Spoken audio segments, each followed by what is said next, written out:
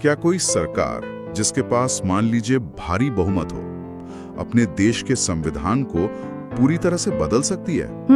मतलब क्या वो एक लोकतंत्र को तानाशाही में बदल सकती है लीगली? ये एक बहुत बड़ा सवाल है। हाँ, और क्या कोई ऐसी शक्ति है जो उसे ऐसा करने से रोक सकती है? यही वो सवाल है जो हमें भारतीय लोकतंत्र के सबसे दिलचस्प और एक तरह से कहें तो पॉलिटिकल थ्रिलर जैसे अध्याय की तरफ ले जाता है। और आज हम उसी कहानी की गहराई में उतरने वाले हैं। ये कहानी है भारतीय संविधान के मूल संरचना के सिद्धांत की, जिसे AKA the basic structure doctrine भी कहते हैं। राइट। और ये कोई मतलब साधारण कानून नहीं है। ये एक ऐसा अदृश्य कवच है जिसे हमारी न्यायपालिका ने बनाया है, और इसकी जड़ें संसद और सुप्रीम कोर्ट के बीच चली एक लंबी हाई स्टेक्स लड़ाई में है। इस चर्चा के लिए हमारे पास कुछ बेहतरीन स्रोत हैं। एक विस्तृत लेख जो इस सिद्धांत के हर पहलू को समझाता है, और कुछ अंश जो इसके ऐतिहासिक विकास पर भी प्रकाश डालते हैं। बिल्कुल। तो हमारा मकसद ये समझना है कि ये सिद्धांत आखिर है क्या, और संसद और अदालत की इस जंग के बाद इसका जन्म कैसे हुआ। So let's unpack this. चलिए शुरू करते हैं। तो सबसे पहले ये समझते हैं कि ये मूल संरचना का मतलब क्या है। मतलब आसान शब्दों में ये क्या कहता है? देखिए, सरल शब्दों में ये सिद्धांत कहता है कि संविधान की कुछ ऐसी मूलभूत विशेषताएं हैं, उसकी एक आत्मा है जिसे संशोधन करके भी बदल या हटा नहीं सकती। अच्छा। ये लचीलेपन और स्थिरता के बीच एक संतुलन बनाता है। देखिए, संविधान को समय के साथ बदलना तो जरूरी है ना? हाँ बिल्कुल। लेकिन उसकी आत्मा, उसके जो मूल सिद्धांत है, वो अछूते रहने चाहिए। तो अगर कोई संशोधन इन मूल विशेषताओं को बदलने की कोशिश करे तो अदालत उसे असंवैधानिक घोषित कर सकती है। और दिलचस्प बात यह है कि ये सिद्धांत संविधान में कहीं लिखा नहीं है। ये पूरी तरह से एक न्यायिक नवाचार है, अ जुडिशियल इनोवेशन। वाह, तो इसका मतलब ये जजों ने बनाया है? हाँ। तो इस सिद्धांत का जो विकास है वो एक नाटकीय कहानी जैसा है, जो संसद और न्यायपालिका के बीच एक पावर स्ट्रगल को दिखाता है।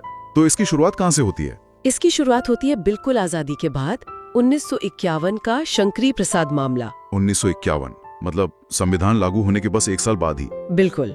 उस समय सुप्रीम कोर्ट ने कहा था कि संसद मौलिक अधिकारों सहित संविधान की किसी भी हिस्से में संशोधन कर सकती है। मतलब शुरू में तो संसद को पूरी शक्ति दे दी गई थी। हाँ, उस समय संसद को ही सर्वोच्च माना गया था, लेकिन ये सिर्फ शुरुआत थी। राइट। 1967 में गुलेटनाथ मामले में स्थिति पूरी तरह पलट गई। पूरी तरह से? हाँ, सुप्रीम कोर्ट ने अपना ही पुराना फैसला बदलते हुए कहा कि संसद मौलिक अधिकारों को न तो कम कर सकती है और न ही छीन सकती है। यहीं से असली टकराव की नींव पड़ी। तो ये एक तरह से न्यायपालिका ने एक लाइन खींच दी। एग्जैक्टली, एक लक्ष्मण रेखा।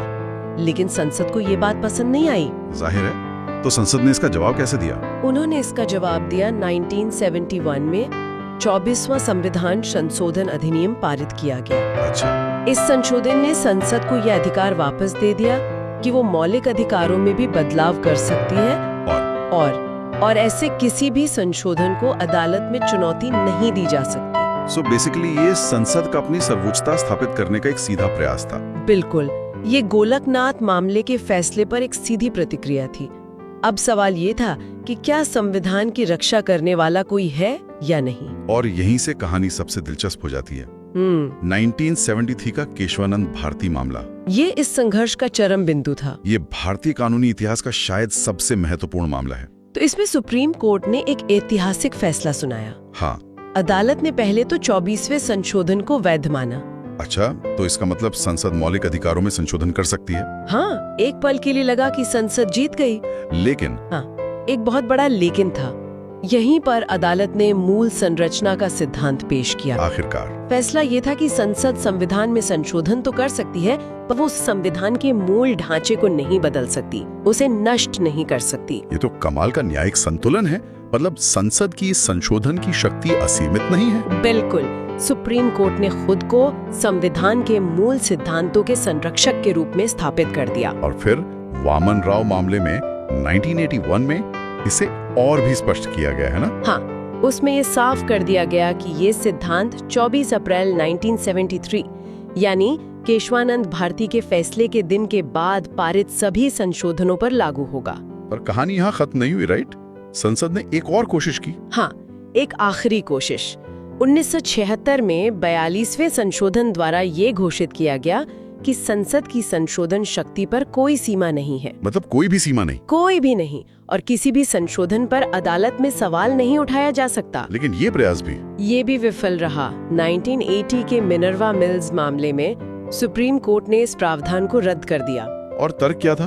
तर्क ये था कि न्यायिक समीक्षा यानी जुडिशियल रिव्यू वो खुद संविधान की एक मूल विशेषता है और उसे छीना नहीं जा सकता। Wow, checkmate. एक तरह से हाँ, ये न्यायपालिका का एक निर्णायक कदम था। तो अब स्थिति यह है कि अनुच्छेद 368 के तहत संसद मौलिक अधिकारों सहित संविधान के किसी भी हिस्से में संशोधन कर सकती है। हाँ, लेकिन शर्त यह है कि इससे संविधान का मूल ढांचा प्रभावित ना हो। बिल्कुल सही। एक मजेदार बात यह है कि सुप्रीम कोर्ट ने आज तक मूल संरचना की कोई फिक्स्ड लिस्ट नहीं दी है ना? हाँ, ये बिल्कुल सही है। इसकी कोई निश्चित सूची नहीं है। ये समय के साथ अलग अलग फैसलों के माध्यम से विकसित हो रही है। तो अब तक क्या क्या चीजें इसमें शामिल की गई हैं? मतलब हमारे स्रोतों के अनुसार? हाँ, तो विभिन्न निर्णयों से कुछ प्रमुख तत्व उभरे हैं, जैसे संविधान की सर्वोच्चता, कॉन्स्टिट्यूशन इज सुप्रीम। एग्जैक्टली। फिर भारत का संप्रभु, लोकतांत्रिक और गणतांत्रिक स्वरूप, और संविधान का धर्मनिरपेक्ष चरित्र भी। हाँ बिल्कुल। और विधायिका, कार्यपालिका और न्यायपालिका के बीच शक्तियों का पृथक्करण, सेपरेशन ऑफ पावर्स, ये बहुत जरूरी है। और साथ ही न्यायिक समीक्षा जिसकी हमने अभी बात की, संसदीय प्रणाली, कानून का शासन, स्वतंत्र और निष्पक्ष चुनाव, अच्छा, और मौलिक अधिकारों और नीति निदेशक सिद्धांतों के बीच संतुलन भी। हाँ वो भी। और समानता का सिद्धांत, न्यायपालिका की स्वतंत्रता, ये सब इसका हिस्सा माने गए हैं। तो इसे ऐसे समझ सकते हैं जैसे किसी इमारत की नींव और उसके मुख्य खंभे। आप दीवारों को रंग सकते हैं, खिड़कियां बदल सकते हैं, लेकिन अगर आप नींव या मुख्य खंभों को हटाने की कोशिश करेंगे तो पूरी इमारत ही ढह जाएगी। एग्जैक्टली। तो इस सिद्धांत का महत्व तो साफ है। ये एक तरह से तानाशाही को रोकता है, लोकतंत्र और मौलिक अधिकारों की रक्षा करता है, और संविधान की अखंडता को बनाए रखता है। लेकिन इसकी आलोचना भी होती होगी? हाँ बिल्कुल होती है, और वो भी काफी मजबूत तर्क है। जैसे कि? आलोचकों का सबसे बड़ा तर्क तो ये है कि इसका संविधान में कोई स्पष्ट आधार नहीं है। ये पूरी तरह से जजों द्वारा बनाया गया है, जज मेड लॉ।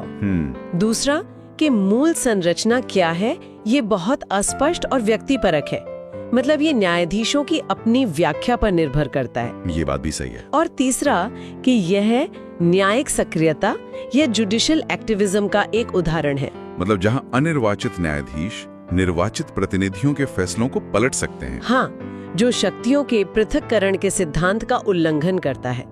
कुछ लोग इसे अलोकतांत्रिक भी मानते हैं क्योंकि यह संसद की यानी जनता की इच्छा पर अंकुश लगाता है। तो आज की इस गहन पड़ताल से हमने क्या सीखा? मूल संरचना का सिद्धांत एक न्यायिक कवच है, बिल्कुल, जो भारतीय संविधान के मूल सिद्धांतों की रक्षा करता है।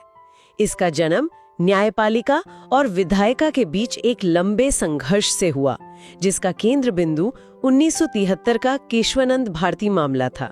और जहां एक तरफ ये लोकतंत्र के रक्षक के रूप में देखा जाता है, वहीं दूसरी ओर इसे न्यायाधीशों को अत्यधिक शक्ति देने के लिए आलोचना का सामना भी करना पड़ता है। जी, सच में एक ऐसा विषय है जो दिखाता है कि एक लोकतंत्र कैसे खुद को संतुलित और जीवित रखता है। सही कहा। और ये चर्चा एक बहुत ही जरूरी सवाल भी छोड़ जाती है।